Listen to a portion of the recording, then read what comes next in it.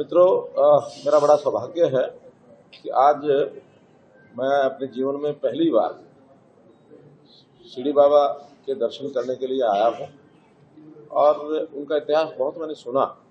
जिस प्रकार का एक सेवा भाव लेकर के और पूरे जीवन में भगवत कृपा से उन्होंने अपने जीवन में एक अच्छे काम किए।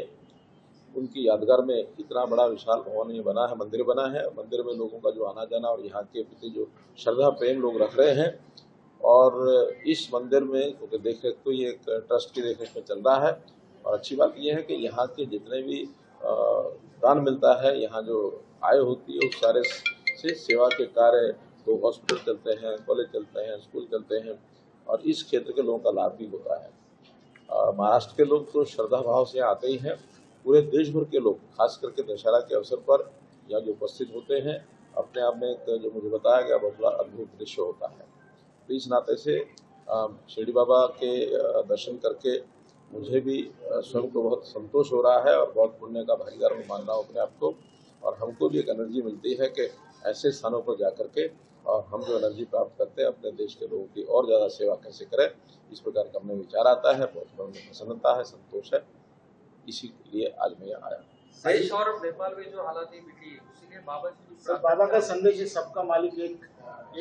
देखिए, जो भी कोई दुखी है, जिस किसी को कोई पीड़ा है, जिस किसी के मन में कोई विघ्न है, कोई दुविधा है, बाबा के दर्शन करने के बाद सबको संतोष मिलता है।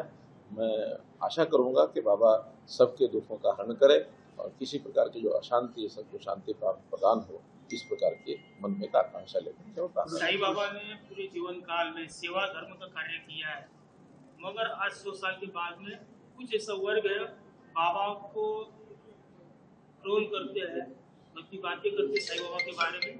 पूरा गवर्नमेंट के अंदर यहाँ कारोबार चल रहा है। इसके बावजूद भी बाबा ने सब जाति धर्मों को इकट्ठा करने का काम किया है अपने कार्य में। मगर आज थोड़ा विकट परिस्थिति है सोशल मीडिया में।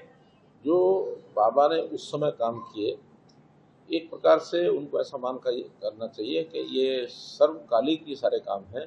जो आवश्यकताएं उस समय थी वही आवश्यकताएं आज भी हैं। बाबा के जीवन को आदर्श मान करके लोगों को रास्ते पर चलना चाहिए। निश्चित रूप से लोगों को सुख का आनंद हो। कृषि क्षेत्र को कम कीमत में बिजली देने का कोई सरकार का रुख है? आज तो बाबा के दर्शन से करने के लिए मैं आया हूँ और बाबा जो प्रेरणा देगा उस प्रेरणा से आगे जो उचित होगा सब करें। बाबा ने सबका जैसा भला किया है। आपके पास जो डिपार्टमेंट है उस ऊर्जा मंत्रालय के माध्यम से जो आम जनता के लिए, किसानों के लिए क्या सुविधा मिलेगी। आज ग्रामीण इलाकों में 4-4, 8-8 घंटा बिजली नहीं होती है, और जो उसके बारे में आप क्या कहेंगे? बाबा की कृपा सब पर बनी रहे और बाबा के कहे अनुसार, कथन अनुसार जो प्रेरणा सबको मिलती है उस प्रेरणा से सब लोग काम करेंगे। चाहे सरकार हो, चाहे कुछ अन्य संस्था हो, सब लोग बाबा की कृपा से उसके अनुसार कार्य करें, ऐसे मेरी इच्छा। धन्यवाद।